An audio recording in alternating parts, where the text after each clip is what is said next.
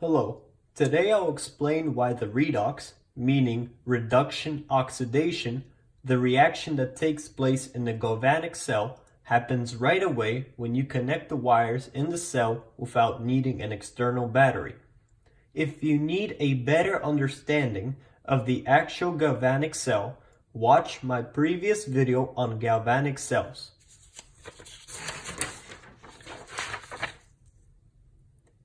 In this video, we will cover 3 parts of this process whose times are listed in the video description below. The first part is about the reduction potential table, which is necessary to understand why one part of the reaction is oxidized and the other is reduced. The second part is about comparing the properties of the anode and the cathode and explaining why one is more likely to be oxidized or reduced. And the last part will show how this works in a voltaic cell in a real example and how to calculate the voltage produced when the reaction takes place.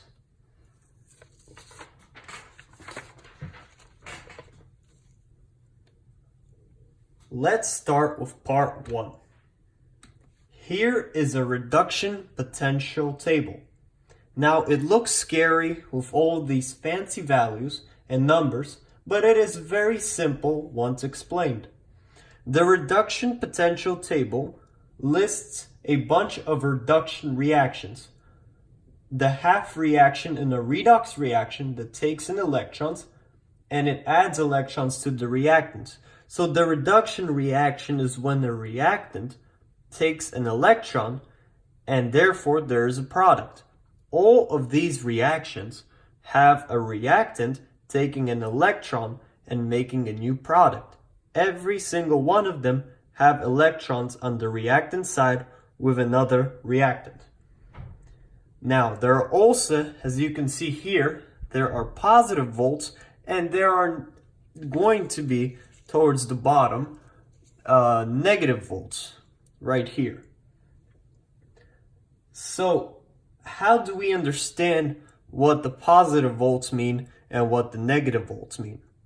Well, I'll bring the following analogy. Now, if you need to look up volts, like what they actually are electrically and such stuff, look that information up online or on other videos. Today, I will only explain what volts mean in the case of these reactions.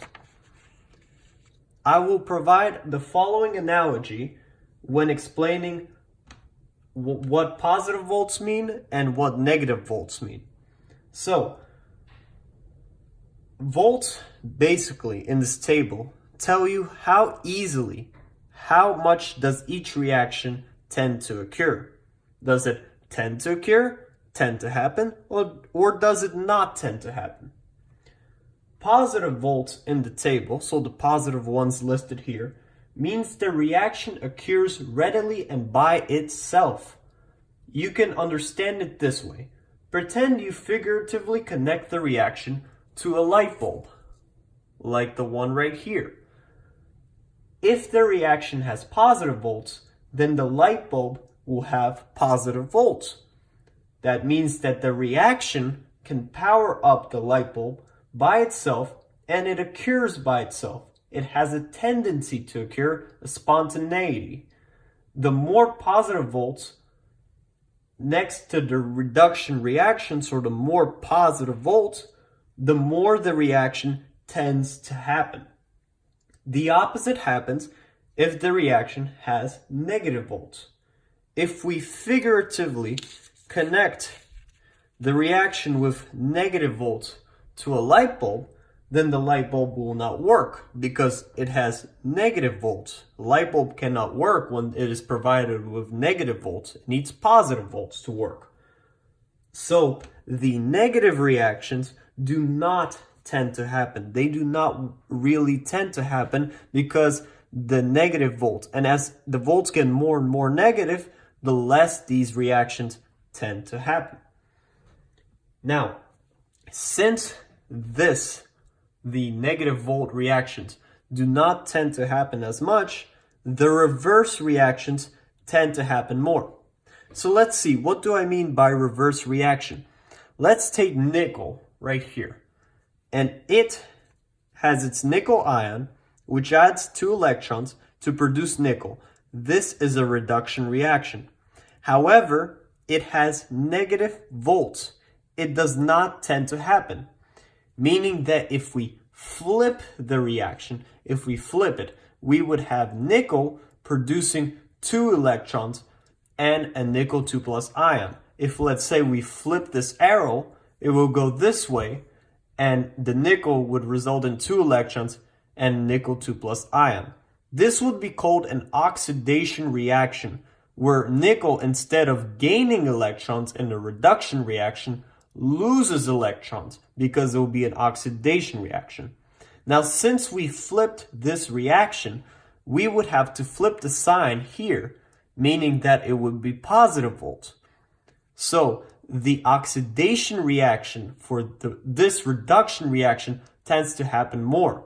Since the reduction reaction does not really tend to happen because of the negative volts, the reverse reaction tends to happen more, producing electrons, making nickel a better oxidizer, so it gets oxidized more easily. Now that is how you understand a reduction potential table. Now let's connect these reduction potentials to understanding why the galvanic cell reactions occur without any external energy input. What I mean is the following. You see, this is a galvanic cell. It has an anode and it has a cathode. Now, why does this reaction by itself occur and powers up the light bulb by itself? This process can be explained through the reduction potential table. Now, we know from the previous video or background knowledge that the voltaic cell has 2 parts. We have an anode right here and we have a cathode. The anode gets oxidized. It loses electrons. See, electrons are coming out. And the cathode gets reduced. It gains electrons. It's a reduction reaction. Now, the cathode and anode in many galvanic cells are made out of different metals. We want to understand why certain metals tend to get oxidized. Here, for example, zinc gets oxidized, and others tend to get reduced. Why does copper get reduced, for example, here, and zinc get oxidized? Why does that happen? That is what the reduction potential table tells us. The reactions with the more positive volts, see the positive volts right here, they tend to happen. So all of these reactants right here are better at getting reduced. They're better at gaining electrons because of the more positive volts. On the other hand, these reactants right here are better at getting oxidized because they don't want to gain electrons that much. They have negative volts. So the reverse reaction occurs here more often, and the forward reaction occurs on the top more often. So the more positive volts, they tend to happen. It basically, like the metaphor provided before, it powers up the light bulb better. So more positive volts, it tends to happen more by itself. And more negative volts, it does not want to happen by itself. The reverse wants to happen.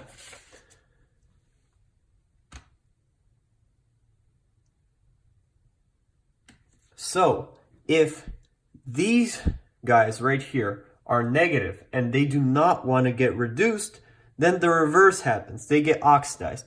So if we put them on the galvanic cell, they would be the guys losing electrons because they do not want to gain electrons. These elements of negative volts do not want to gain electrons. They want to lose electrons. They want to get oxidized. So they will be on the anode side. On the other hand, these elements are better at getting reduced. They want to get reduced because they have positive volts being produced. They help the reaction happen and power up the light bulbs. So they would be on the cathode side. So the positive volts go on the cathode side and the negative volts go on the anode side. All right, now let's move on to part 3. Let me use an example of a voltaic cell made out of zinc and copper to connect the reduction potential table to the voltaic cell. In this case, zinc is on the anode side, meaning that it is oxidized, and copper is on the cathode side, meaning that it is reduced.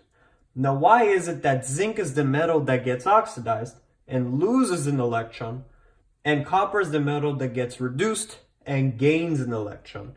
Let's look at the reduction potential table.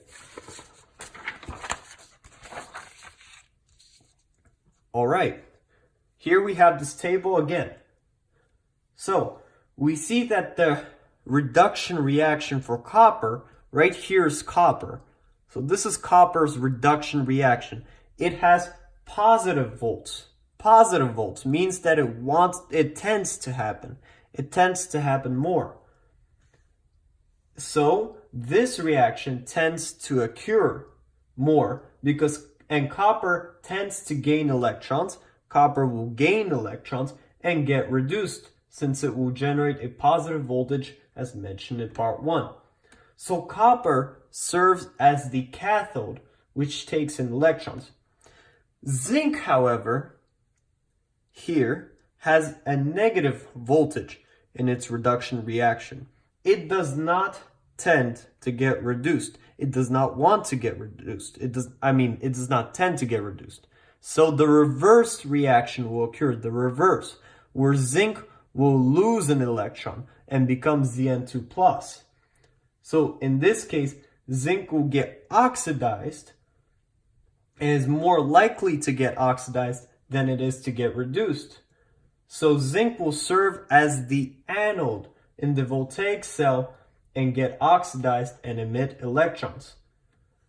So since copper serves as a cathode and tends to get reduced and gain electrons, and zinc serves as an anode and tends to get oxidized and lose electrons to copper, so this one will lose electrons to copper, the entire reduction oxidation redox reaction tends to occur and generate a positive voltage.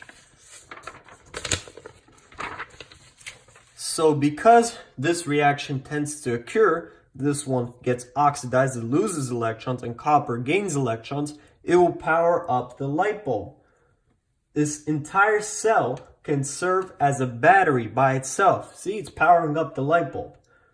In fact, the value for the maximum ideal voltage that it can provide to this light bulb can be calculated using the reduction potential table and using the voltages listed for each reaction.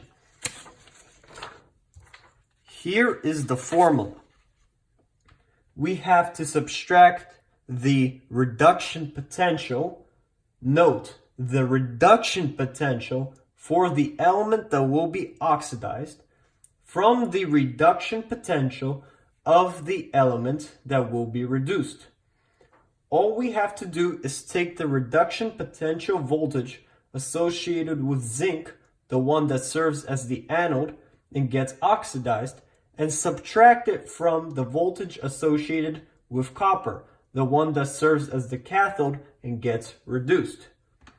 This is because we're essentially measuring a difference in how much both reactions want to occur to get the tendency of the overall reaction wanting to occur. So in the cathode side, the one that gets reduced, the one that has a positive voltage on the reduction potential table, it wants to happen. So its tendency to want to happen minus the tendency of the anode, the negative voltage want to happen, which is lower than this one, and that difference will be how much the overall reaction tends to happen. We get a value of 1.10 volts.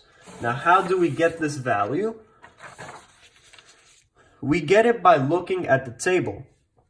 Copper has a reduction potential of 0.34 volts, and zinc has a reduction potential of negative 0.76 volts. So 0.34 volts for the cathode, the copper side, minus the negative 0.76 volts for the zinc will equal the overall voltage, the overall tendency of the reaction to happen, which in this case will be 1.10 volts, showing that the reaction tends to occur because it has a positive voltage and will help to light up the light bulb. Notice that when we subtract the value for zinc from copper, the double negative sign will turn into a positive. So basically, if we double minus, minus, minus, it turns into a positive. This is because the tendency for the reduction for zinc not to occur also means that the opposite oxidation reaction for zinc with the positive voltage tends to occur more.